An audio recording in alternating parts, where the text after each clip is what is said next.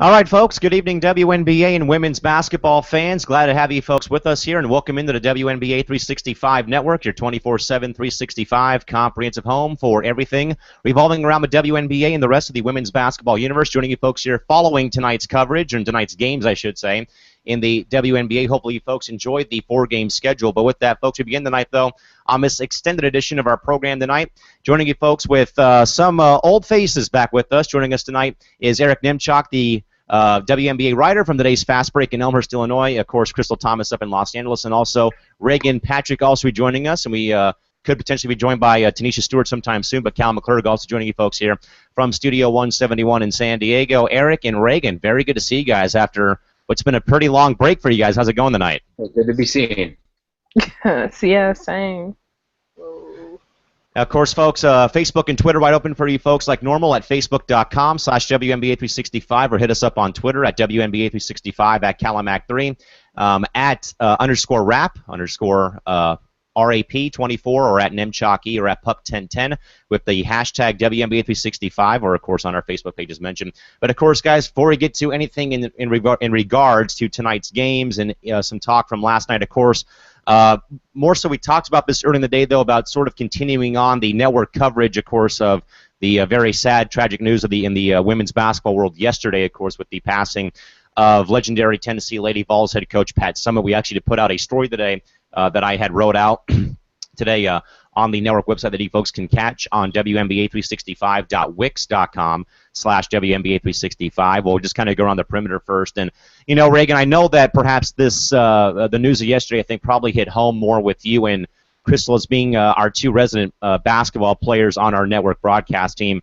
But, Rap, I guess to start off tonight, I guess, when you had gotten the news or heard the first reports about Pat's passing, what was your initial reaction to hearing that news? Well, I was asleep, and Shorty, she mentioned me in a tweet, and I normally don't check my notifications ever, but I read it and didn't want to believe what I was reading, so I tried to go back to sleep, couldn't go back to sleep. I cried, got back on Twitter, cried some more, and then finally decided to tweet something out. And for the rest of that day, you know, I watched old championship games, even though I had already seen them like twice. And I don't know. Yesterday was just a very long day for me. Yeah, you know, Crystal, I think I had told everyone, or at least in the story, I said that I believe at about 3:08, 3:10 in the morning, I had gotten some stuff on Twitter from Shorty about this, and I didn't really look into it up until I finally woke up at about 5:50 or 6 a.m. But I guess, Crystal, same question to you. Initial thoughts and reaction to hearing the news about Pat Summitt's passing. Man, for me, it just added on to an already pretty heavy and stressful couple of days for me.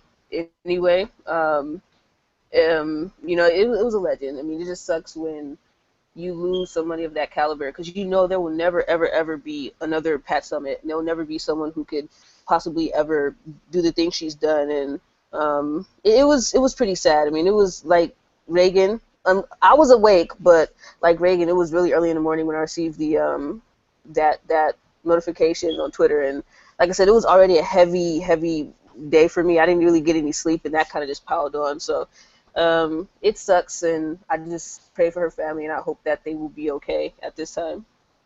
You know, and Eric, I think that the impact or legacy of Pat Summitt, I think, kind of is different for us, of course, being, male fans watching the sport of women's basketball. But, Eric, I know, though, that, the news, I guess, was, on my mind all day as I try to enjoy myself at the county fair yesterday and everything else included. But I guess, Eric, how about your reaction to hearing the news about Pat Summitt's death?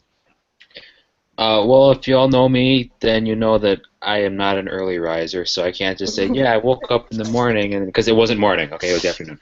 But, yeah, just shock and sadness. I hate to say this, but it's not like the previous night, we were kind of getting reports, a lot of chit-chat on Twitter saying, yeah, we're hearing that Pat Summitt is going into hospice. We heard her condition's taking a turn for the worse. I think that's kind of when it all started. But something like this, it never really hits you until it actually happens. I think there's a small part of us who thinks, well, no, maybe she'll get better, she'll turn around, she'll still hang in there. But when it happened, it's just, wow, we lost Pat Summitt. There are no words for it. And guys, as we kind of now dive into more about Pat as the basketball coach, of course, she took over the Tennessee program at the age of 22 in the 1974-75 season. And Reagan, I mean, it's 38 or 39 seasons that she was at Tennessee, from the time where she had to, wash the team's uniforms while being head coach up until, she finally called it quits. But again, the resume, of course, the 8 national titles across the later part of the 80s, some early 90s, of course, the 3 titles from 96 to 98, and then the last 2 in 07 and 08, 16 SEC titles. Also was a 15-time Coach of the Year, 8 in the conference, 7 in the NCAA.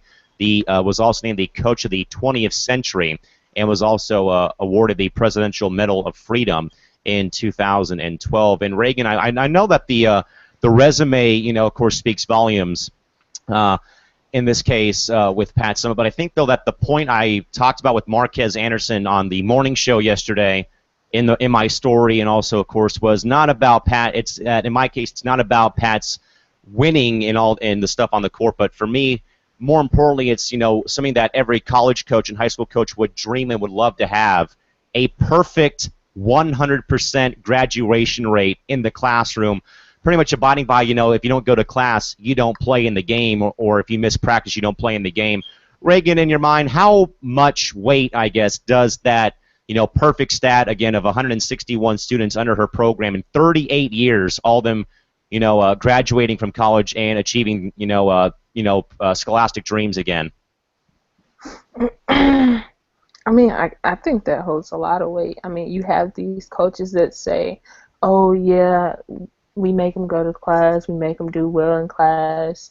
If they're not following the rules, then they don't play, and blah, blah, blah, blah, blah. No, Pat Summitt was about her business. If they didn't go to class, they didn't play. If they didn't sit in the first 3 rows, they definitely didn't play.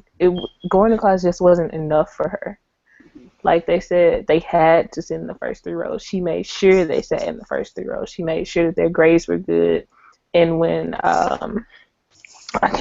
the name is on the tip of my tongue, but I can't figure it out. But when one of her players wanted to leave early, when she was recruiting one of her players, she told them that she was going to go back to her hometown with a degree. That says a lot. Like that lets you know that a coach really cares about you, but not only what you can do for her on the court, but what she can do for you off the court. And Chris, I think though as well that Pat Summitt also, with this instance again of that perfect graduation rate, about how not only how important, but actually of how important education is for life after basketball. I mean, as a couple of our players did say either during the coverage on ESPN yesterday, but if you don't have your degree, what are you going to do with yourself when it's all said and done? But Crystal, I guess, how much weight does Pat's graduation rate again? Everyone that came through her program all left with a degree in hand. So how much weight does that carry, more than championships and victories on the basketball court? That carries a lot of weight because, I mean, after your basketball career is done, then what's next? I mean, if you can't go to where you want to go, whether it be overseas or to WNBA, what do you have? I mean, you just are a really good basketball player with no skills in life, and you don't want to be that person. So that's important. I mean, a 100% graduation rate, that's amazing. I mean, especially for athletics of any type, that's rare. So I think Pat should get a lot of kudos for that because she, like Reagan said, she was hard. I mean, if you didn't sit in the first 3 rows, you weren't going to play at all. You can't complain about it. So I like that. I think more coaches should have that tactic. That's pretty awesome. And Eric, and the thing though, I think, and I've kind of felt, have felt differently the past couple days and nights hosting the program. Of course, we hosted our first morning show since May 7th of 2014 yesterday on the program, and then today, and I just looked up a little bit, but guys, my college degree from my broadcasting program is literally right above my desk here inside of my studio. And now, Eric, now that I think about the events of yesterday, and every time I look up and see my degree, it's like 161 other people that left Pat Summitt's or that were under her umbrella at Tennessee all left with one of those that I have as well. Of course, mine's not from UT, but that they all left with a college degree to really set themselves up for their future once their career ended, either after college or after they finish up playing pro ball. But Eric, how much do you think this accomplishment weighs towards everything else that Pat Summitt did on the basketball court as a coach? It showed you that she wasn't just about basketball. She was about making these young women the best possible young women they could be. Like Reagan said, it really shows that she cares about them as people, not just as players. And when it comes to college athletics, the unfortunate truth is a lot of these athletes are treated just as athletes, not student athletes or actual human beings. But it's very clear that Pat Summitt, she has a reputation. She had a reputation as a real hard ass. Let's face it. But there was good reason for that. Because she wanted these people, these women, to unlock their full potential in any way possible, whether it be on the basketball court or in the classroom. And she made darn sure that there are things you can control in life, and effort is one of them. Conscientiousness is one of them. And she made sure that these women were controlling what they were able to control, and that's giving effort in school. And yeah, like I said, it just shows that she really cares about them as well-rounded individuals, and she wanted them to leave Tennessee as much better people overall than they came to the program as. Again, folks, this is an extended edition of our program tonight. Again, we are coming on live following the conclusion of our last game of the night. Of course, the Sun and Mercury running a bit late this evening, but again, glad to have Eric and Reagan back with us, at least for tonight, at least, again, as we're more so, again, kind of reflecting still on Pat Summitt. Again, we're getting everyone's take. We had Marquez Anderson and myself on the morning show yesterday talking about this. And Reagan, as we kind of think about other things, and kind of staying with this, though, is of course, with my interview with Candace Parker, of course, who, of course, played with a pretty heavy heart last night, as did two other players from Tennessee yesterday or on Tuesday. But as I kind of, got to the point in my interview where I was going to talk to Ace about her experience with Pat Summitt at Tennessee, the biggest story, though, she brought up, though, was about, how before they were going to play DePaul in a game in Chicago, and Candace did not make it back in time for curfew, and how she called her in and said, look, I'm going to bench you. You're going to have to, face the consequences of your mistake of missing this curfew. Where 9 times out of 10, Rap, I'm sure that other coaches would have said, "Oh, don't worry about it," and put it, and throw it in the garbage can or swipe it underneath the rug. But Pat Summitt, though, not only was great on the, great with her players, as that mother figure, but again, held her kids accountable for their mistakes. And that was a moment, though, where Ace told me, though, that she really further loved and respected her head coach for teaching her a life lesson. Reagan, I guess, in regards to that, I guess, that's a story that's going to be with me for a while from Candace Parker. But I guess, how important is it, though, easy for me to say again, that Pat Summitt, though, did show and did teach Candace Parker a life lesson, though, by benching her and not, putting it, somewhere else? Like I said earlier, I think it's very important. Like I said, it just shows that she cared what the players could do for her on the court, but that wasn't her main purpose. Her main purpose was to make sure that these players had discipline in their life. I guess those are the right words. I'm not really sure about that, but I think it was just, I don't know, that she just showed that she could be disciplined. And Crystal, Reagan just brought up, though, about, if players were ineligible academically, they would have to sit in the first 3 rows of every game and, sort of being taught a lesson that way.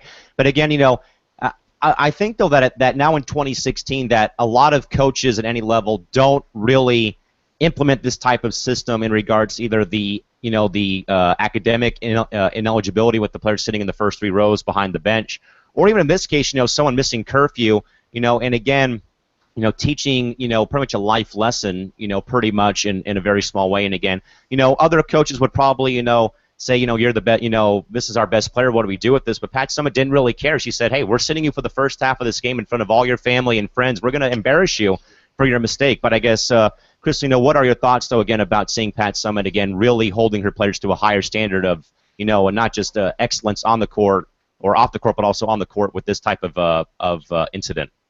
I mean, you're supposed to. How your team acts on and off the court, especially off the court when you're, not playing a game, is a reflection upon you, which is why um, LAPC's coach should have been fired. But that's a different story. We talk about that another time.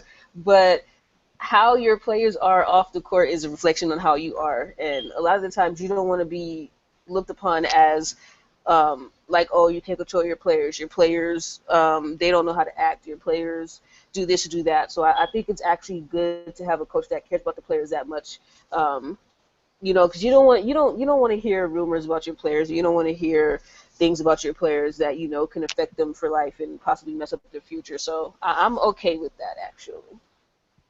And again, Eric, I think I've seen it more at the high school level where I've seen coaches, not punish, the deeds of, either a player cursing out a coach or what have you. And I haven't seen, a coach or AD take action. But Pat Summitt, though, for her being able to, really say, this may be our best player, guys, but we're benching her because she made a stupid mistake off the court, in regards to missing curfew. So I guess, Eric, what are your thoughts, though, I guess, about, again, seeing Pat Summitt, again, bench her best player, in a key game for, something that she, made a mistake in? Well, it shows several things. For one, obviously, like has been said, she holds her players accountable no matter what. There are no bending the rules. There are no playing favorites, which when you're talking about accountability is enormous. There are no favorites. Nobody is exempt from such and such role, no matter how good they are, no matter how naturally gifted they are, basically.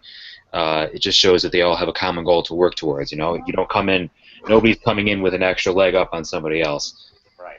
And also, I would say that it's not punishment for punishment's sake either. It's not punishment because hey, she pissed off Pat Summitt, so Pat's mad about that, so she's gonna bench her for no reason. No, it's so for one, the player doesn't make the same mistake again, and two, the player understands the culture that Pat was trying to kind of create at Tennessee, and what can I say? It was effective because and like you said, Callan.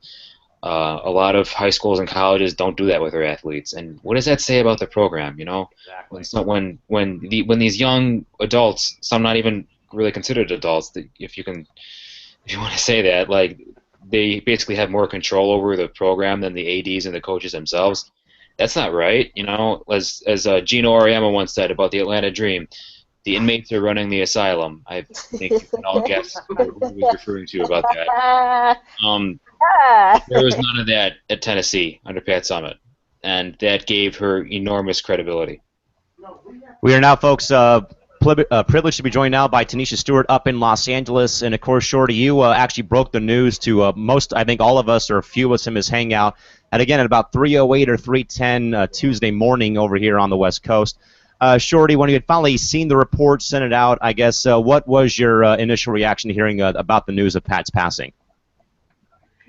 Oh my goodness. So yeah, just channeling, myself back to that moment. I think it was about, around 3 a.m. I was still up, and my mom just came to me, out of the blue, and she, told me, Pat Summitt passed away, and I was just frozen for a bit. I was like, oh my goodness, and I was devastated, in that moment, but overall, sadly, I wasn't shocked because, when the initial news came out, that, Pat Summitt was in the hospice, and many players and, family and friends alike was, visiting her, you could tell that she was in her final moments. And, of course, we all didn't know of the date, but we pretty much figured that the end was near, basically. And definitely at 3 a.m. It finally came to pass. But I mean, it's just, amazing how, everyone has came together. And I'm not just talking about the basketball community. I'm just talking about the entertainment industry as a whole. Everyone has came together, and, and to honor Pat Summitt's legacy. I mean, that Pat Summitt is bigger outside of basketball when you have rappers, hip hop rappers. I saw a tweet from Lil Wayne, honoring her legacy and saying rest in peace, and that she was a legend. So, I mean, when her name gets that big outside of basketball, even into hip hop, you know that she was a very polarizing figure, and she will definitely be missed. Shorty, we'll stay with you again just to kind of revisit again about Pat's resume, but more so again, Shorty, we more so actually brought up about what happened in regards to, again, not just about the accolades on the court with the winning and the championships and the Coach of the Year stuff, but again, more so about, again, how Pat Summitt really drove home the point about if you don't go to class, you don't play. And also for reason why, again, about how all 161 players that were in her program all left Knoxville with their degree in hand. Shorty, we talked about this again about, how, two words here again are student athlete, and Pat Summitt really drove home the first word more than the second word, more than anything else in her entire 38-year career at UT. I mean, yes, most definitely. She has a 100%, graduating success rate with her students. So, yes, she really did put the emphasis on student in, the phrase student athlete. And that was definitely, big coming from her because in the NCAA, especially on the men's side, that word actually athlete comes before student because sadly the NCAA is a league full of vultures. Everyone is worried about money and things like that and to profit off of these college kids. So with money being the emphasis, um, you know players, don't get the education that they really need. They leave college way too early, in my opinion. They go to the, NBA in the pro league, whatever, as far as are in regards to overseas and things like that. And then by the time they're finished with their career, half of them are broke, are dead broke because they didn't get that, education in college to help them, manage money and so forth. So Pat Summitt, made an emphasis on her students that, you finish school, you get that education, and then basketball will follow suit.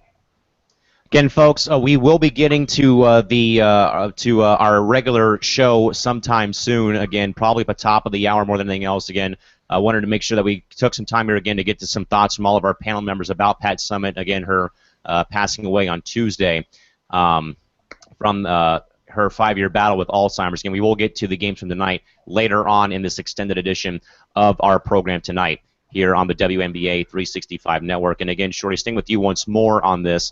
As we can now kind of move on to our the next point I wanted to bring up here was, again, of how Pat Summitt, really, not only left a legacy at UT, but left a legacy towards every girls' high school or women's college athletic program in regards to, of course, she battled for the bigger locker room at TBA, of course, on campus at their basketball gym, but also of how she incorporated the Lady Vols nickname and made that, one of, a notable and memorable name in the college ranks, where now you've seen more and more colleges or high school teams adopting that that lady aspect of their female sports teams on campus. Shorty, how big of an impact does that, I guess, have for the female athletes that attend or go to these high schools and universities to play sports, and they have that lady name tagged to their school mascot? I mean, I definitely think it was big as far as, at least trying to make a distinction between, the two men's and women's, Vols teams, and adding lady, to it just makes, a quick distinction to both teams. Now, prior to, these events, I've heard some complain about, oh, why does it have to be lady, why are you or why was she diminishing women by putting the lady tag in front of it as a prefix? But I don't really see anything wrong with that. Like I said, she was just trying to make the distinction between the two teams. And I mean, other colleges was they agreed with it as well, as they used lady for their programs as well. And again, Reagan, I brought up about the Lady Vols, the Cowgirls at Wyoming or Oklahoma State, or the Rainbow Wahine at the University of Hawaii. And Reagan, I don't think that in your time, I know that you guys were the Lynx. I don't know if you had the Lady Lynx on your uniforms, but my high school team actually had the Lady Comets on their uniforms at my high school here in San Diego. But again, Reagan, I guess what are your thoughts again about seeing that distinction being made by Pat Summitt again to adopt the lady aspect of the the school's nickname, and again seeing that spread across the rest of the U.S. At other high schools and colleges around the country. Uh, well, we didn't have Lady Lynx on our uniforms, but on our We Back Pat shirt for our game, we did have Lady Lynx, and we were known as the Lady Lynx. But I like it, me personally, because let's be real, Pat Summitt won 8 championships with the Lady Vols. 8 of them things. 8. That's freaking amazing. So when you think of Tennessee, you immediately go to sports because for one, it's in the SEC, and that's supposedly the toughest conference in every sport. But that's another conversation that we can have another day. Anyways, me personally, I think that was a great choice because the men's team, if you can tell me one thing about the men's team, one good thing about the men's team, then I'll give you $100. But you don't, when you think of Tennessee, you don't really think of their men's basketball team. You think of the Lady Vols. And I think that's I think she did a great thing with it. That separated them from the men's team. It gave them an actual name instead of just taking the name that the school gave them. If there is one good thing, Rap, it's when it was either me meeting Bruce Pearl when he was in San Diego for a high school tournament, or the orange jacket he wore on the sidelines, and that is it for the men's basketball program at Tennessee. But Crystal, again, that was something, of course, that had never been done before, nor was it popular or big. I guess was the school kind of distincting or forming that distinction between their programs on the men's and women's side. I can actually recall at the main high school in San Diego in downtown, they were originally called the Cavemen, but all the women's sports teams fought and said, you better change this name or we're leaving the school. They ended up changing the name to the Cavers for both for the men and women's sports teams there in down here at San Diego High School. But I guess, Crystal, what are your thoughts again about seeing Pat, putting that path down again, and again distincting both team names in regards to the Tennessee Vols and then the Tennessee Lady Vols for specifically the women's basketball team? I don't blame them for wanting to change their name. The Cavemen, that's a terrible name for any like school, but especially in San Diego. Well, yeah. I too, like Reagan. They called us, my high school. They called us the Lady Toreadors, but we never had that written on our jerseys. Essentially, because we were broke, but because we just I don't think that really fit in the jersey like that. But they just called us Lady Toreadors. But I agree, Reagan. That's kind of cool. I mean, you want to be recognized as what you are, and I think Pat fighting to get the Lady Vol name, and as well also fighting to get a bigger locker room, which is well deserved, and fighting for a lot of things, not just for Tennessee's women's basketball, but for women's basketball in general. I think that's cool that she took the time to fight when people who talked about it, but they really were afraid to go about it. And Pat Summitt said, no, we're going to do it. We're no longer going to talk about it. We're no longer going to petition. We're just going to sit there and actually get it done so something's done. So I think when it comes to that side, Pat, what just happened? Did I freeze? Oh, okay, I thought I froze. Sorry about that. I thought I froze. I think on that half, Pat is really inspirational. And I mean, if you don't respect Pat, it's just as a fan of basketball in general, I mean, I don't understand how you can. I mean, she's done a lot. She's probably one of the best coaches in the world. Not female coaches, but best coaches in general for the game of basketball, and she's done a lot for the sport. Eric, I actually bumped into one of my friends, Amelia Hinton, who used to play for our girls' basketball team at my high school. Actually wrote a story involving her when I was injured my junior year and I couldn't play baseball that season, so I ended up taking up writing for the school paper. And I remember writing in my lead into the story, the Kearney Lady Comets beat the Claremont Chieftains 67-33 to win the Central League Championship at home this past Thursday. and their uniforms also had it, and we had seen each other at the local fair a couple not yesterday but a couple weeks ago, and we actually were talking about the news about Pat coming out about her kind of being on her way out, and she was actually really almost in tears talking about Pat because he said this was a reason why I even got into playing this sport in the first place, is one of the main reasons. But I guess, Eric, again, in regards to the distinction being made by Pat Summitt, obviously we've seen it, of course, in either at our high schools or at colleges now. Again, Eric, how big is that? How big of an impact does that distinction by Pat Summitt, I guess, have in college and high school sports now? Well, it was a game changer. I mean, I think Reagan really hit the nail on the head when she said it was to distinguish them from the men's teams, and in part, it was a good reason because the men's team at Tennessee kind of stinks, and the women's team did. Kind of. Hey, who wants to be associated, right? They want to be associated with success, right? But in the same time, you're associating women with success, right? Because the Lady Vols, you think of ladies as successful dynasty, best program in the country. So I think there's a little bit more to it than there are multiple layers to this. I don't really want to go into the whole branding thing, but I think I think the whole Lady Vols thing definitely a good thing for women's sports in general because it showed that hey, we can represent ourselves as women. What's wrong with that? And we can still associate that with being a good thing.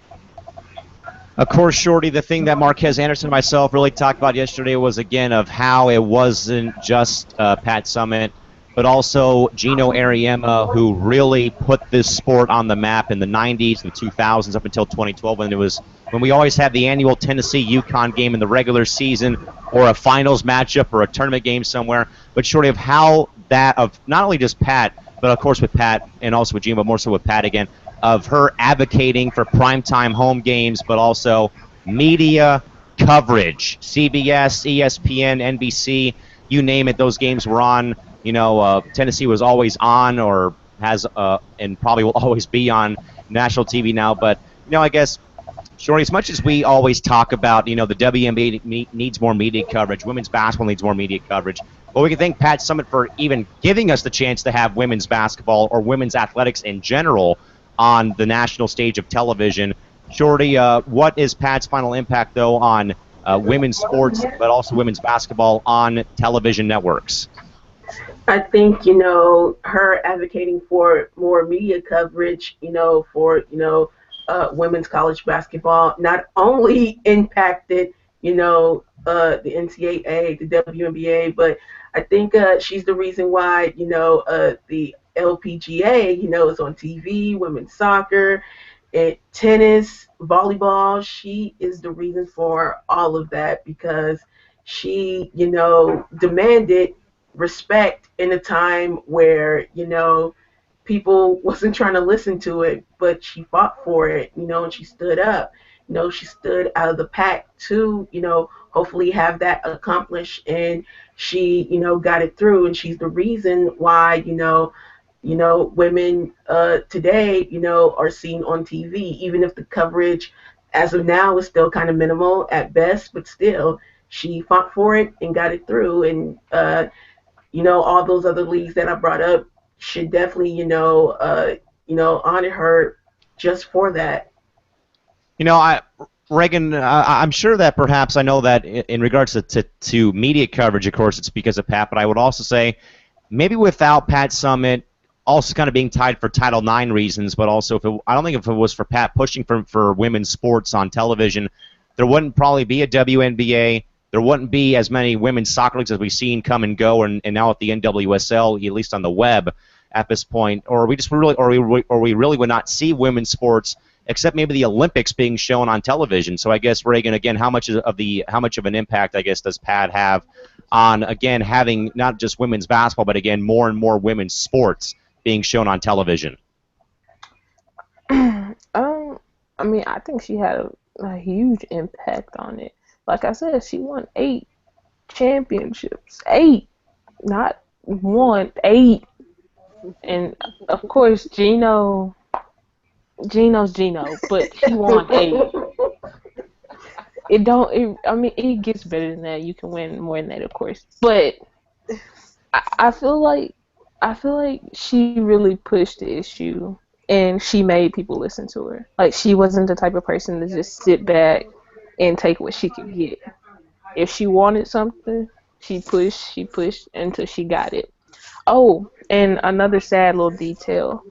I was on Twitter today, and this guy who plays basketball asked one of my friends who Pat Summit was. But yeah, that was my little weird moment Oh today. my God. I think the balloon just popped on that one. Crystal, to go to you again, you know, I know that we, have, that sometimes we kind of sit here and rant about, get these games on TV, move this game, to prime time or whatnot. But again, it's all Pat Summitt's doing. Again, she was one that advocated, pushed and fought, scrapped and battled to get, not just Tennessee, but other programs on national television. And of course, now that we have the WNBA being shown on national television, the NWSL title game was on ESPN2, I believe, last season, maybe for the past couple seasons. But again, Crystal, again, how big of an impact does Pat have again on having, not just women's basketball, but all female, sports in some capacity being shown on the big stage of television? I think she has a huge impact on all women's sports. I mean, she's a pretty extraordinary person. What she's done for women's sports has been pretty big. Hopefully, we can continue to keep Pat's legacy and name alive through not just women's basketball, but through other women's sports. And I mean, that's pretty much all I can really say. Reagan pretty much said everything. I mean, Pat Summit is just a legend. Yeah, true legend indeed. And again, Eric, we'll just get to this and then we'll move on to a different topic, of course.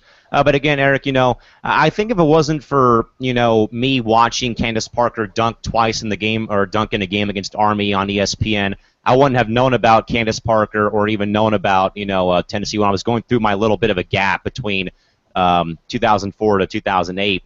But if it wasn't for seeing Parker's dunk against against Army in that game that I watched, or even when she dunked against Connecticut when they blew them out of the water in Bridgeport, I wouldn't have probably been here as long as I have been. But again, Eric, I guess Pat's final legacy on women's sports being shown on television in your mind is what? I mean, we're living it. We're seeing it.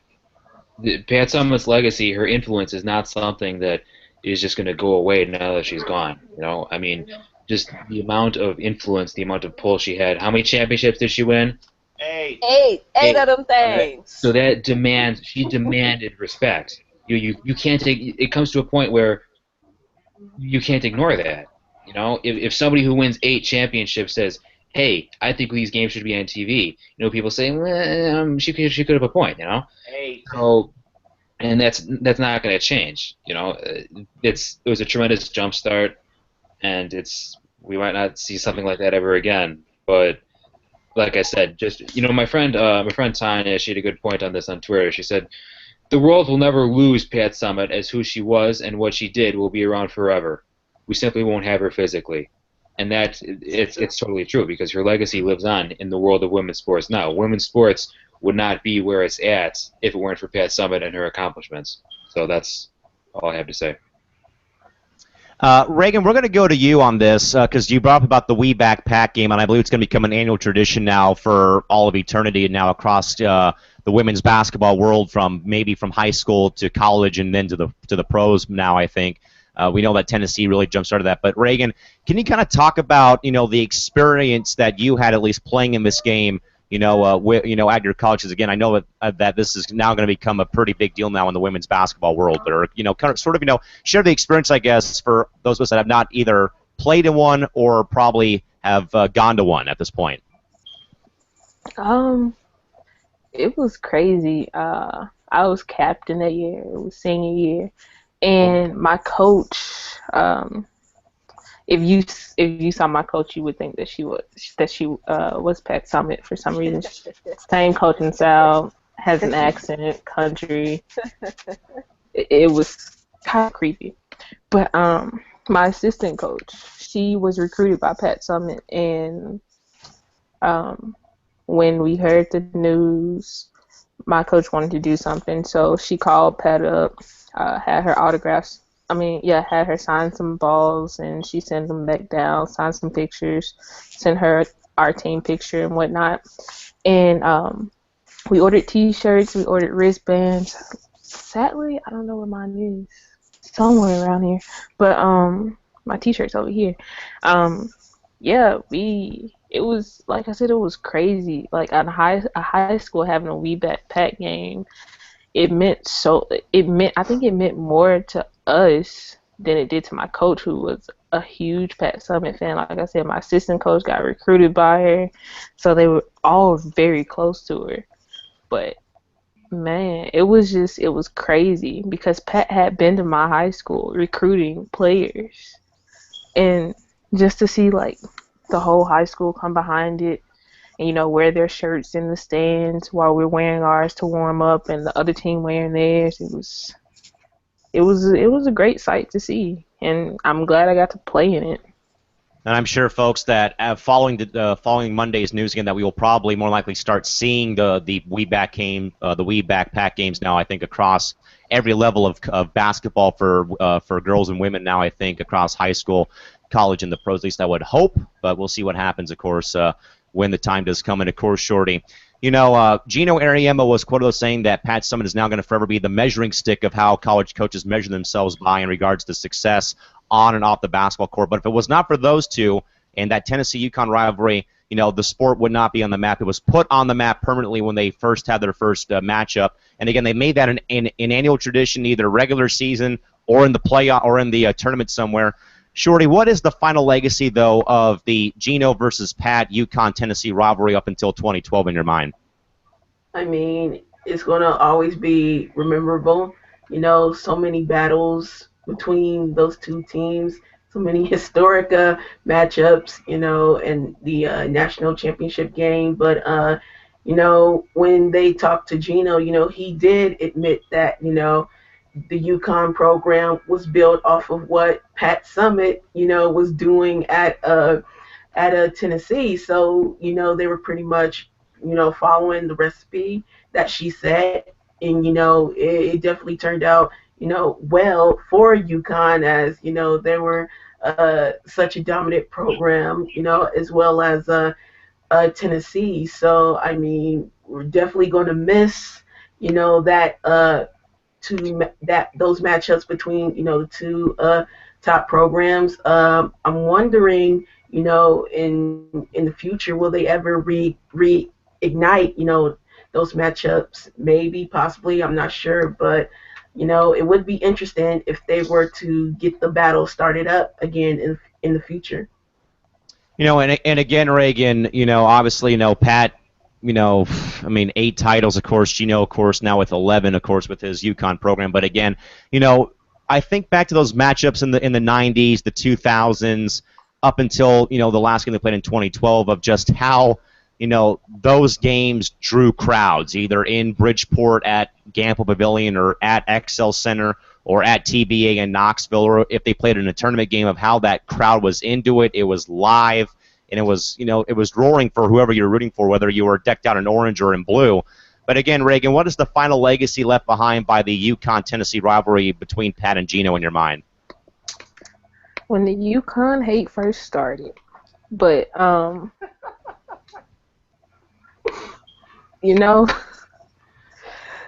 up, I was a Tennessee fan. I'm from Tennessee. I'm still a Tennessee fan. I would say that was probably the best time of my life. I feel like I don't think they'll bring the rivalry back. There's no point in it now. I feel like the rivalry was between the two coaches and not the team. Right. And with her not coaching anymore, with Holly as the coach, I don't see a point in bringing it back. Yes, for old time's sake, but I don't think it would be the same at all.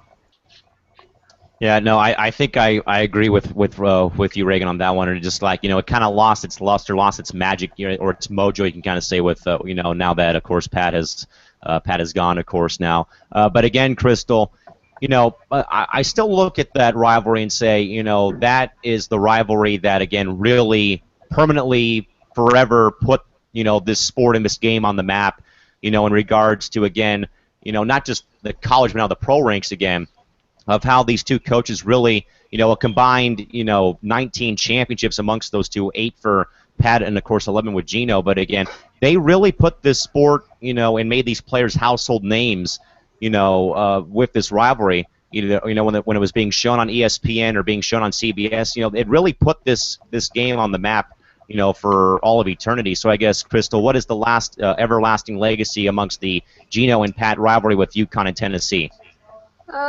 Just some really good basketball. They've battled a lot. They've made for some good games. I mean, don't have a favorite women's basketball team, so I kind of just like to watch. But I can feel Reagan's distaste for UConn. I mean, it's kind of like it's kind of how I feel about Minnesota at the moment. I mean, I'm just tired of seeing them, to be honest. I mean, it's not like I hate them, but it's one of those things where you're just like, UConn again. So, but they made for some really good basketball. They made some really good competitions, and I mean, I just think they made that rivalry what it is today. Well, it's not much of a rivalry now, but yeah. Eric, sadly for me, I'm actually stuck on both ends of this rivalry with UConn and Tennessee. Of course, UConn was the first place I went to a basketball game of any type, men's or women's, in 2004. My favorite player was, and one of my favorite players is and still is Diana Taurasi. I saw her play there. And then it was Candace Parker in Tennessee in '08 when I was in 8th grade, getting me back into the sport because it was, a female player that I saw dunk. That's something that, of course, we don't see a whole lot now, every now and then. But, with me being stuck in both ends of it, I can really say that, this rivalry, really was amongst the head coaches more than it was played on the actual court between Gino and Pat, going back and forth of, who's going to one-up them next year winning a championship. But I guess, Eric, again, final thoughts on the legacy of the UConn-Tennessee rivalry between Gino and Pat. Excellent. I think whenever you have a rivalry like that, it's good for the sport as a whole, especially something as women's basketball, which is still developing, finding its identity at the time. When you have two teams that are, two powerhouses who are constantly going at each other, constantly trying to one-up each other, it attracts attention to the sport. And although, like we've said, the rivalry hasn't really, it's been more of a media manufacturer at the time, at the moment, because, the rivalry is Pat Summitt versus Gino. It's not UConn versus Tennessee. It's Pat versus Gino, and sadly, that's not going to happen again. But just the fact that it's still a thing, that people still talk about it like it is, I think that really says all you need to know about it, because people, they still believe that there is a legit rivalry between UConn and Tennessee, and as long as that's alive, like I said, it's just going to drum up more attention. So, yeah, just two excellent programs, two historic programs that really led the way for women's basketball. Visiting the chat box, folks, before we do wrap up for Pat, we'll get to the games from the night this evening. Our good man Todd Mintz actually gives us a lot of credit, guys. He says, I wish I could have seen all the Summit coverage. ESPN covered it well, but I challenge where any station in this country has covered the story better than the WNBA 365 network. This show has got to be shared across social media. They need to see this. And also, he says, good to see Reagan and Eric back as well here this evening. He also goes on to say, in regards to Pat Summitt, he says the good from this is the hope hoping that there will be increased coverage of women's basketball. The amazing thing is all the lives she touched in basketball for both the men's and women's games by forming friendships with Coach Bobby Knight, Coach Bruce Pearl, Coach K, the accolades, and Gino as well. So many and so well deserved. He says his favorite moment watching a Pat Summitt team was looking forward to when they were in the Final Four, whether she lost at that level occasionally or won the whole thing, saying it was when they played Old Dominion in the late 70s, early 80s. They were the top dog. Then came Pat. She will never be surpassed. I don't care how many titles Gino has won in his career at this point. But Todd Mintz actually saying no one's covered this story, guys, better than us here on the network over the past 2 days. I kind of beg to differ because ESPN's on a much bigger scale than us, but would say that we have done a pretty good, if not better job, perhaps, on covering the story for the past 2 days. And again, folks, we thank you guys very much for joining us for these past 2 pretty troubling days in the women's basketball world. Again, as we again have lost the legend Pat Summitt after a 5-year bout with Alzheimer's disease. With that, guys, we'll have more about Pat, of course, for the remainder of the week when we are back here on the program, and probably for maybe for the next, maybe for at least into next week, because we have more details coming out about Pat Summitt. With that, guys, if you'll be staying with us, we'll be now hopping into today's games. If not, we'll probably be back tomorrow. If not, on Friday. Guys, games from today, final scores across the scoreboard from today. Mystics over the Stars, 84-67. Indiana over Chicago, 95-83. New York in overtime hands Minnesota their third consecutive loss, 95-92. And Phoenix with another victory over the Sun, 86-75. Shorty, starting with the really early game today. My goodness gracious, about an 8:30 or 9 a.m. start for the Mystics and Stars today. And again, Shorty, we've kind of talked about how the Mystics have kind of turned things around. They've gotten some wins at home lately, and today, of course, against San Antonio. How about final thoughts about the game between the Sticks and Stars from Verizon Center this morning? Well, to be honest, I did not get to catch the game because of that early start. My goodness, it was very early. I mean, just looking at the box score, I mean, sadly, it seems like I'm just going to be repeating myself, especially with the Stars, all season long, because sadly it's the same thing. They're fifth, in the league in defensive rating, so they're always going to manage to stay in games at least, but they are dead last in offensive rating. So I mean, they can never, come up with points, to stay in games, and this follows the same pattern. I mean, Kayla McBride, is one who definitely didn't have a good game, today. So, I mean, and it just blew over. I mean, Washington just pretty much ran them over. So, it's just going to be the same thing with San Antonio all year, and that's pretty much it. Rap, Todd credits great ball movement and scoring balance for Washington, and also saying the game was so bad at one point the Mystics led 64-37 in this contest. And again, we've tried to really dissect the problems of San Antonio and Washington as well. But I guess, Rap, final thoughts about the game from today between between Washington and San Antonio. Well, like Shorty, unfortunately, I did not get to watch the game, not because of the early start, but just because I was at work. And I was talking about this game last night.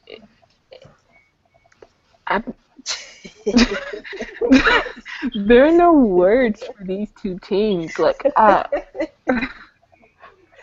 I love K-Mac, and I wish that they would just let her go to a better team because she doesn't deserve this. She's such a sweetheart, and she does not deserve this treatment. But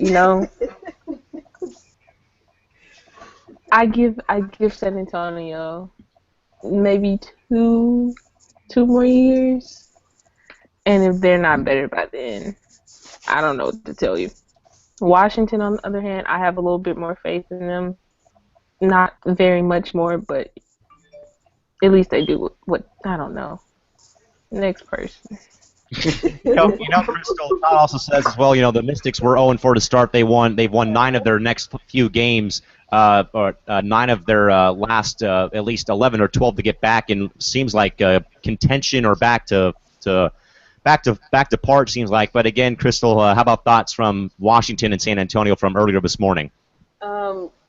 You know what it is? I actually was up early, believe it or not, and I caught that game. Like Reagan was saying, you have one mediocre team, and then you have one team that you kind of gave up on. If you're a San Antonio fan, you haven't given up on them. But if you're just a regular basketball fan, just a avid WNBA fan like us, you kind of look at San Antonio and go, okay, what you guys got for next year? It's pretty sad. Anytime you give TRP, and they let TRP score 14 points on.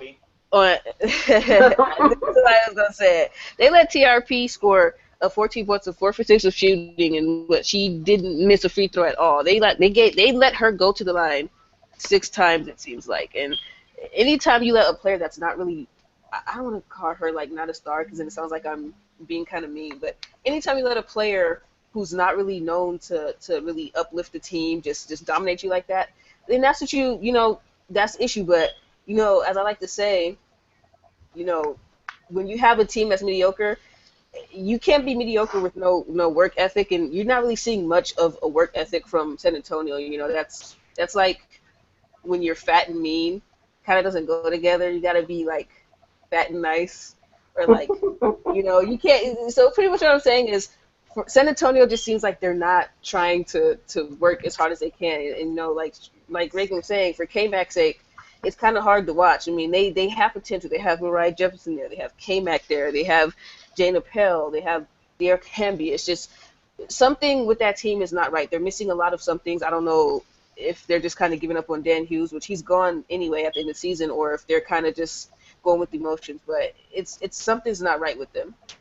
Eric, I'd probably say it's when the Stars kind of going through the motions tonight again. We've seen them, pretty much scrap and battle in most games, but today was just, a very bad day at the office for them. And again, Washington again kind of picked up steam here as of late. Eric, how about your thoughts from the first game of the day?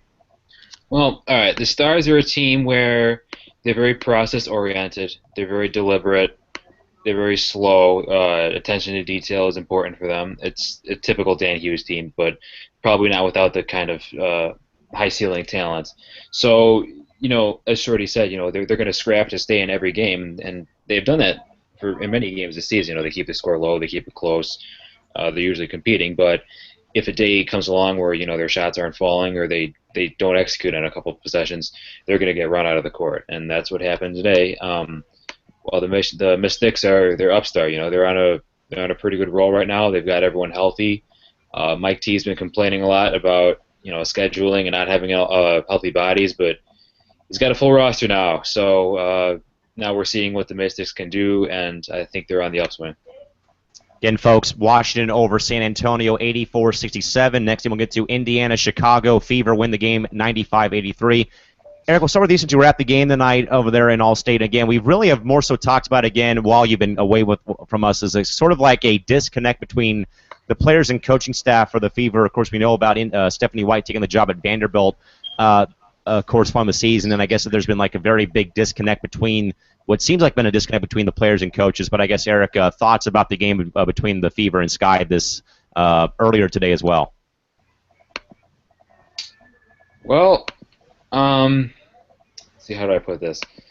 The Fever, I think they made a really good. Steph White made a really good adjustment in changing up her starting lineup a little bit. I know we've got some Marissa Coleman fans in the hangout tonight, but let's face it, she's really been struggling ever since she came back this season. She really hasn't played very well, and I think Steph White. She said that the Indiana Fever are predicated on ball movement, fast-paced. Steph White says they don't want to be a half-court team, and if they don't move the ball, if they don't run, then they kind of settle into a half-court offense, and that's not their strength. So in order to remedy that, they start Erica Wheeler at the 2, which adds a lot more speed. Lynetta Kaiser's been playing very well. They move Ketch back to the 3, and I think that kind of just kind of give them a little jump start, because they've tried a couple different lineups. I believe they started Tiffany Mitchell for a few games. But ever since Breon January got back, it's kind of been the opposite of what you'd expect for them. They've slowed down. They haven't executed as well. Maggie Lucas and Shanice Johnson have been big losses for them, although Shanice is back playing very limited minutes. But that's a lot of offense they're missing, and the Indiana Fever thrive on their offense. So just trying to light a fire under them by starting a different lineup to hopefully address their first and third quarter woes, and they did that today. Meanwhile, for the Sky, not enough outside of Elena Deladon. Not many people showed up today. Rebounding was not great. Defense was not great, as usual. And I'll stop myself there. By the way, Eric, I believe Todd is standing and applauding right now from his floor he's watching right now. In regards to your point about Dan Hughes and his deliberate attack, he says yes in the chat box about that. So he agrees with you about Dan Hughes and the Stars in the offensive scheme. But I guess, Shorty, how about your thoughts again about the Fever getting a road win today over Chicago? Yeah, sadly, I didn't really get to see this game either, but just from looking at the stat sheet, I mean, oh my goodness, Tamika Catchings definitely, had a big game. This is probably her best game so far in a while because she has been off for a bit. But I think she saw last night's performance of, what CP was doing when she, was so emotional about Pat Summit. So, I think Catch wanted to put her emotions in this game too. I mean, 26, 5-4, great numbers for Catch. Larkins 15-9, also, chipping in. So it was definitely, a big game for those two, and they definitely got the win. And I agree with Eric. I'm looking at the stat sheet for the Sky, and not much production outside of EDD. Maybe DeSouza, Quigley with 10. Uh, Boyette, I think from her numbers looking good, she had 12 points on 80% shooting, but other than that, it just wasn't enough. Wasn't enough indeed. And I guess, Reagan, also going to you. How about your thoughts on Indiana getting a road win over Chicago earlier this morning? Well, work just runs everything for me. I didn't get to see this game either. But like Shorty, I'm looking at some of the stats right now, and man, so far this year, I think Chicago has been my most disappointing team. Um, I expected them to be way better than what they are.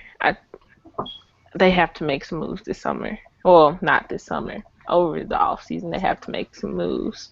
To go along with what Eric said about Indiana, I don't think many people thought that after Steph White made the decision to take the Vanderbilt job. I don't think anybody thought that this would happen. Like, well, maybe people did. I didn't think that this would happen. It does seem like there's a little, I don't know how to explain it. Like, I don't know, dirty air, not clean air, whatever, between her and the team. Dirty air. Don't judge me for my word choices right now. It's been a long day, okay? But yeah, man, I think it's a lot that needs to be done between these two teams in order for them to at least make the playoffs. And I really want to see both of them in the playoffs. So they need to pick it up. Yeah, both teams, frankly, need to pick it up at this point. Crystal, how about you? Reaction and thoughts to Indiana over Chicago today from Allstate Arena? Dirty air. Crystal, shut up. You know what? I was talking to Eric about this game a little earlier. I'm starting to get a little disappointed in Chicago. I thought they would be doing a lot better. Oh, you think you're disappointed? It's okay. I thought they would actually be doing a little bit better. I agree with some of the things that me and Eric were talking about. Like, I think Boyette should be starting. In all honesty, she's having a pretty decent rookie season right now. And let's be real. I mean, Erica De Souza she's not a good fit for Chicago. I mean, she's not really doing much there. She's kind of slowed.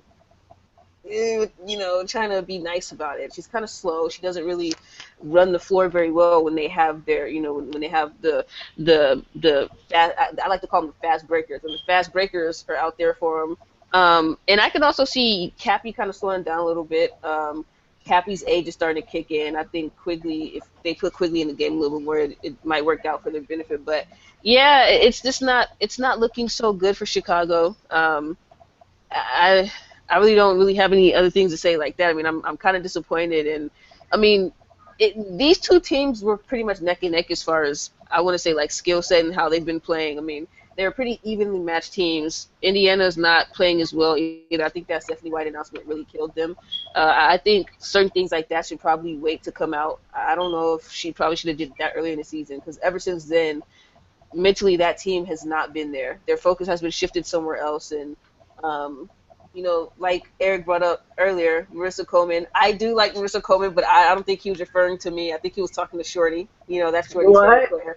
Um, No. but Marissa Coleman has definitely not been playing like herself. I think the lack of Marissa Coleman is really not helping them. Marissa Coleman's playing as if somebody told her that her jumper is about as bad as like my nieces or something. I don't know what's wrong with her, but her game has just not been the same. And I think whenever she does, will happen to build her confidence back. If she does build it back this season, it'll be a big help for them. And but overall, these two teams are kind of they're just a shoulder shrug. I can't really say much. It's just eh.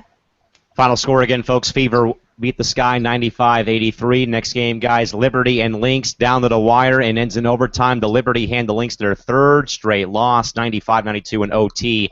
Libs over the Lynx this evening from Target Center, a career-high 30-point game for Sugar Rogers, filling in for Tina Charles, who was out tonight because of a broken nose suffered over the weekend or the past game that the Liberty had played.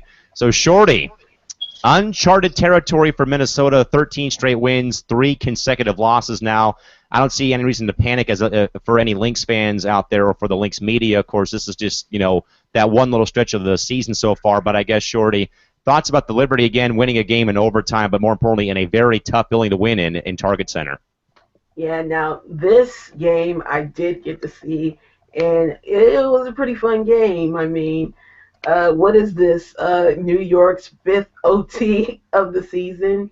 Yeah, well, they pretty much said, no Tina Charles, no problem. Zowie B stepped up, in a big way, 17-9 for her. Sugar Rogers, solid 30 points. My goodness. She was basically the Lynx kryptonite. She was just shooting threes from all over the place. And I think that's one of Minnesota's biggest, it's one of the toughest challenge, for them is that it's interesting that they cannot, I see you, Eric. It's interesting enough. Yeah, it's interesting enough that they cannot defend the 3-point line for some reason. It was stated that in their last 2 games they gave up 22 threes, and then in this game they gave up 8. So in their last 3 games they gave up a combination of 30 threes to the opposition, and yeah, it's just, I don't know what's going on with him. I don't know if age is becoming a factor. I know Maya is probably one of the, younger ones out of the starting lineup, and she's just been slow, sadly, herself, even though she had 24 and 5, but still, I wouldn't say panic mode yet, but the Lynx do have to get it together before this losing streak stretches further than they want it to. You get the panel back, you get the band back together, and we become a hot mess as Eric is screen sharing a photo from his desktop. Right now that we're showing you folks live via Eric's screen, made out of keyboard characters. A quick comment from Todd Mitz about the game. He says the Lynx lose to Los Angeles, and they have not played well since. Zowie B played very well, replacing Charles today. And Rogers was tremendous. Minnesota is showing they are human. They are not invincible. Reagan, how about your thoughts of the Liberty's overtime victory that they stole tonight from Minneapolis?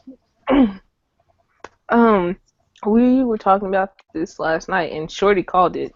She said that the Liberty would probably beat the Lynx. I mean, she didn't go with them, but Yeah. Anyways, I'm sad.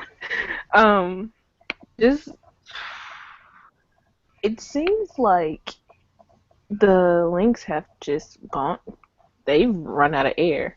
Sadly, I mean not sadly, but unfortunately, not unfortunately either. But they don't have a bench. You cannot play basketball without a bench. I mean you can, but then you end up like them and lose 3 games straight.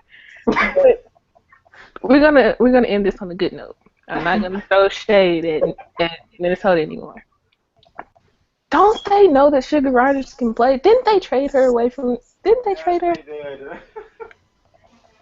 So the coach should know that she can shoot. She can dribble. She They can don't use play. their bench, so she didn't know. They never use their bench. That's why they didn't know. Well, maybe she should stop throwing her jacket so much and use her bench. That's not our fault. I can't wait, Eric. The utter lunacy of his panel tonight. Oh my God. As Eric has gone with the caveman SpongeBob that has become a huge trend on Twitter, and Eric is a huge fan of the caveman SpongeBob handle.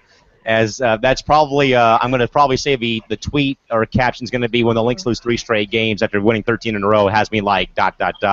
Yep. Crystal, how about your thoughts though about the Liberty stealing the overtime victory from Minnesota on the road at Target Center this evening? Well, for one, Eric, you're missing the cat, man. You gotta do the little white cat. That's gotta be the. Well, that's gonna that's gotta be the next picture. I was actually watching this game, and first of all, Simone Augustus was like 0 for 3 for like the first 2 halves. She really I went away. So he really I'm sorry. I'm sorry. I forgot I was live for a second. But that lets you know that there's definitely the age factor's kicking in. I mean, they're only young enough players is Maya Moore. The only pretty much there's only 3 productive players right now: Sylvia Fowles, Renee Montgomery, and Maya Moore. And Waylon and Simone Augustus, I don't know if Waylon's battling an injury or if the age factor really just is kicking in for her, but they're not playing as well as they should. And I think that is half of the reason why they lost this game. I mean, yeah, Maya Moore and mostly Sylvia Fowles kept them in it, but like Shorty said, that 3-point defense is terrible. I think LA exposed them when it comes to that. There's just they just haven't been the same since LA just shot their lights out on them. And I think they were going to lose 3 in a row? No, I actually thought that beating Washington was going to be the bounce back game. But Washington obviously had Michael Jordan's secret stuff on him, because that was a really big win for Washington and a bad loss for the Minnesota Sausage Links. But do I think the Sausage Links will get back? I think the Sausage Links will win their next game. I don't think they're gonna just keep losing. But if they lose 4 in a row, that's when you start hitting the panic button. Do I think it's gonna happen? No. But I don't know, man. Minnesota literally gave that game away. I was watching that game, and they just let Sugar Rogers, as Reagan said, they just let Sugar Rogers just shoot on them, and that's why they didn't know Reagan, because they don't use their bench. If they would use their bench, they would have known. But see what happens when you don't use your bench. You let a little bit of Sugar get sweet, and she starts hitting threes all over the perimeter, and that's pretty much what happened. That's what happened. But maybe Cheryl Reeves should hand me one of them jackets. I like jackets. I'll take it. Wait, just to add another comment in. If Minnesota does lose 4 in a row, let's just say that their 4th loss goes to San Antonio, which would be pathetic. But anyways, keep going.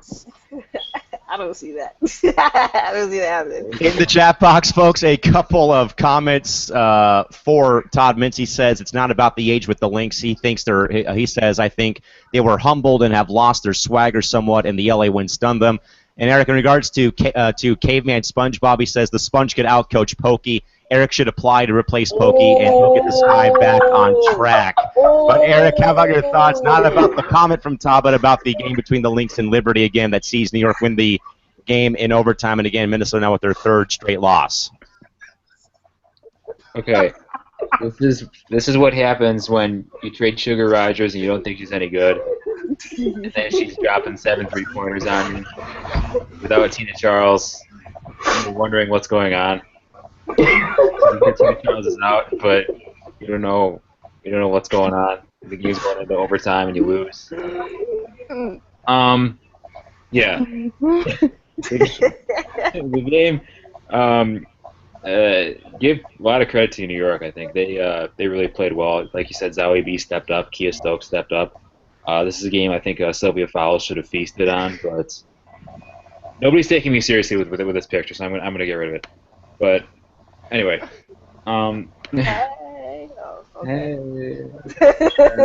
Sylvia Fowles probably should have dominated, but she didn't because New York's front court really stepped up. I think it shows that it's not just the Tina Charles team. It's when you have a good team, it's more than just one good player, especially a post player.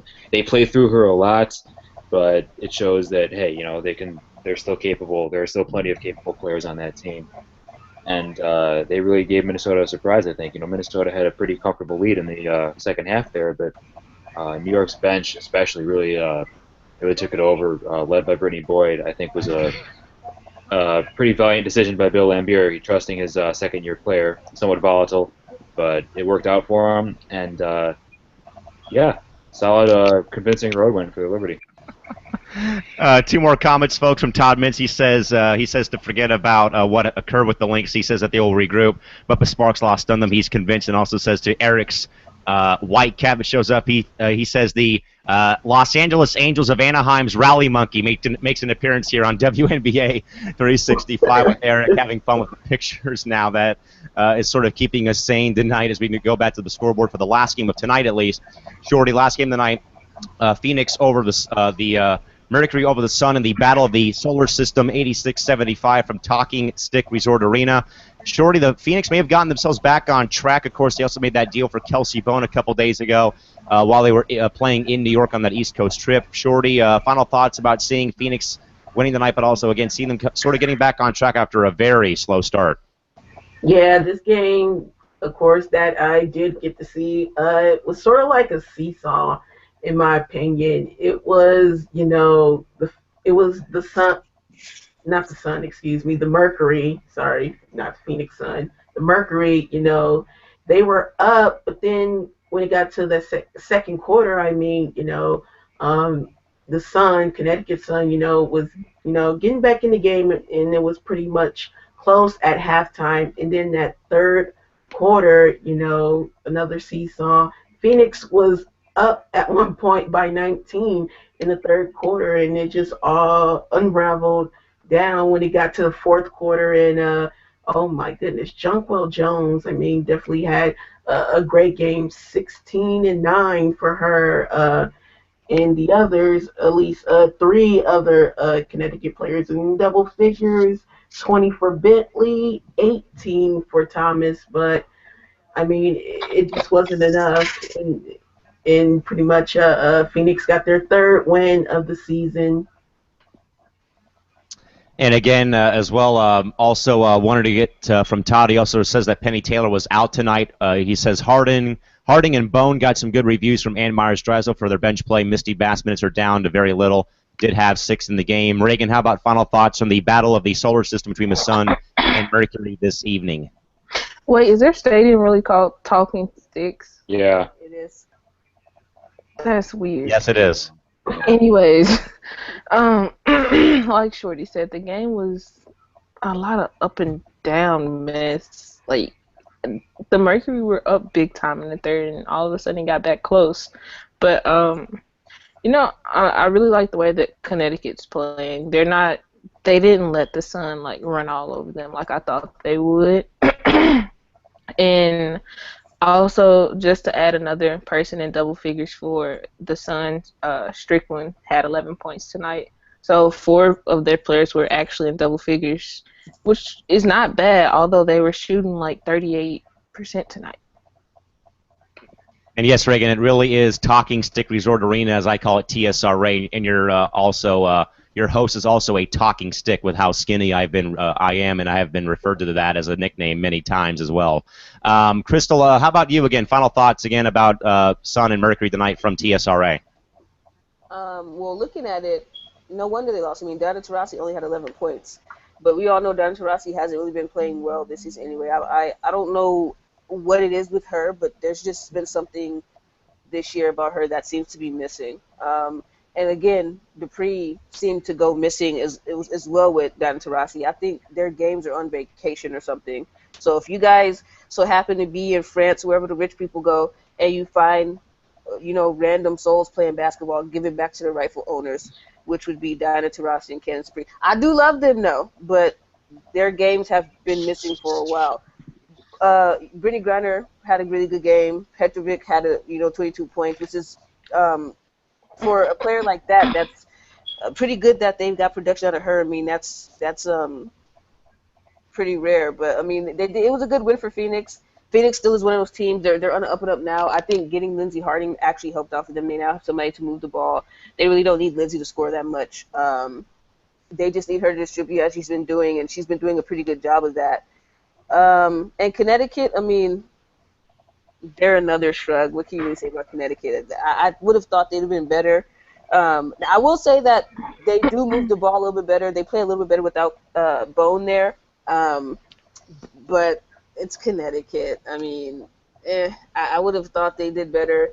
I'm still disappointed in Alyssa Thomas. I thought she'd be a little bit better. She's still, she's supposed to be like the leader of that team. I'm still not seeing what I need out of her. I still don't think Shanae, she didn't even play today actually. Mm-hmm. She's hurt.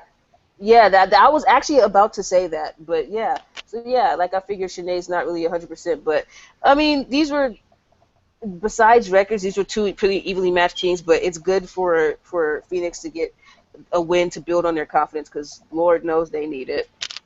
Yeah, especially after that rough start, Eric, and of how Phoenix has sort of kind of had a bit of a resurgence lately. Of course, some of the moves that they made to kind of get back on track. Eric, how about final thoughts from the game between the Sun and Mercury this evening? It's kind of how'd that get there? This is like when you think your team is bad at the start of the season, but then they're starting to pull it together. So you're like, oh, okay, I can deal with that. You killed Crystal. This is kind of a weird game because Penny Taylor didn't play, Chiney Agwumike didn't play, both late scratches. I think I definitely agree with Crystal if she's still alive. I definitely agree with her on that they play better without Kelsey Bowen. I thought that was a great trade for them. It's difficult to win games when your starting front court goes 1 for 11, and then Morgan Tuck comes off the bench and adds a 1 for 9. I mean, maybe that's the Brittany Griner effect. I don't know. You shouldn't be missing that many shots in your front court. It didn't really give him much of a chance. Even with Taurasi not scoring that much, they at least had people step up. Like Petrovic and Griner had a good game. Connecticut, they have the potential, but as of now, they don't really have the horses. So I think that's what happened here. I think we're waving the white flag with Eric. I just did that while he was showing that picture because we are losing our minds here. We'll get, guys, quickly now to the 2 games on the WNBA schedule for tomorrow. It'll be Atlanta, Los Angeles. That, of course, WNBA will have host IVU there. I'll be at the game tomorrow in Los Angeles. 12:30 Pacific, 3:30 Eastern on NBA TV, Time Warner Cable Sportsnet, and Time Warner Cable Deportes. In the nighttime game, Dallas at Seattle, 7 o'clock on League Pass or This TV in the Dallas area. Shorty will go around now with our picks for the night and for tomorrow's game. Shorty, ATL in LA. Who you got? I'm going with LA. Definitely. I mean, I'd say yesterday's game between Atlanta and the Storm, I think Tiffany Hayes and Central Little was out, so I mean they still kept it close in that game, but I don't think they can get away with that, versus Los Angeles with those two out. I'm not saying it's going to be a blowout, but ATL is definitely going to be in trouble if they have those two out. So I'm going with LA. 1 vote for Los Angeles. Rap, how about you?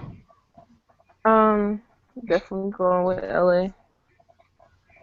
Definitely going with LA, but it's 2. Crystal, how about you? ATL or Los Angeles? Can't hear you. Oh, I killed Crystal. Yeah, you did. She's going with LA. All right, LA for Crystal. Eric, how about you? Dream or Sparks at 12:30, 3:30? I agree with Rap. I think the Sparks going to win. All right, so everyone's going to go with Los Angeles, even if the bad luck charm is there. I've only won 1 game when I've gone, but hopefully that'll change tomorrow. But again, Atlanta, Los Angeles, 12:30 Pacific, 3:30 Eastern, NBA TV, TWCSN or TWCD, but all of us will go with LA. Nighttime game, Shorty, Dallas and Seattle from Key Arena. Shorty, who you got? This can go either way, but I'm actually going to go with the Storm. In this game, I mean, I think they've been playing, really well, especially at Key Arena. So I have them taking this game. All right, 1 vote for Seattle. Rap, how about you? I'm echoing, but I think I'm gonna go with Seattle. Although Skylar's playing well right now, and the Wings are playing well, I think Seattle can beat them. All right, 2 votes for the Storm at home. Crystal, how about you? Can you hear me now? Yes. Yep. Okay. LA, like they said in the first one, and I'm gonna bring my question marks back again. No. Dallas with a question mark. That's Because one. That's one. You can only have 3. The thing is, I do think Dallas could win, but Seattle, they can get it going. I mean, Breanna Stewart did drop 38 points, like 2 days ago? So, I'm gonna have to go with Dallas with a question mark. You can only have 2 more for the remainder of the week. So she's got Dallas with a question mark. Eric, how about you? Dallas or Seattle? She's doing pretty well. Like, it's Wednesday, so she can use 2 more. Like, 1 more tomorrow and 1 more Friday. I'm going with Dallas. Period. I like that a lot better. Yeah, so do I. I think Dallas is playing really well right now, and I think they've just got a much bigger depth advantage over Seattle as far as the benches are concerned. Yes, Breanna Stewart was amazing in the last game, but Atlanta also had no defenders in the front court available. And Dallas, Glory Johnson can make life very annoying for certain people. So she did a pretty decent job on Breanna Stewart last time the 2 teams met, I think. So I think the matchup favors Dallas. Obviously being on the road not good, but I picked the Wings in this one. All right, so that's our picks. I'm going to actually pick both home teams to hold home court tomorrow with LA and Seattle. Todd Mintz chimes in and says he's got LA and Seattle. He says with Dallas choking, that they settled for outside shots. No inside game whatsoever. Dallas choke lead by 22. Rivals when the Blazers choked against the Lakers in Game 7 of the conference finals. But again, folks, you're scheduled for tomorrow. 2 games only on the schedule.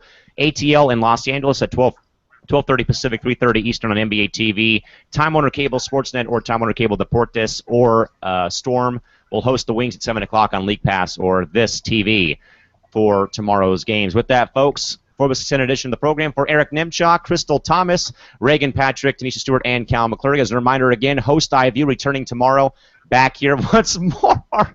Again, we will have Host iView again coming your way from Staples Center in downtown Los Angeles, California, starting at roughly 11:30 in the morning, and we'll have coverage of that ATL and Los Angeles game with you folks once more again at 12:30 Pacific, 3:30 Eastern, as Eric will let us sign off with this for you folks, the look of Caveman SpongeBob for Eric Nemchok in Elmhurst, Illinois, for Crystal Thomas and Stewart up in Los Angeles, California, and for Reagan Patrick, Cal McClurry, again, Caveman SpongeBob signing off from Studio 171 in San Diego. Until tomorrow night, folks, after we get back from LA, have a safe night and a great week. Have a safe night.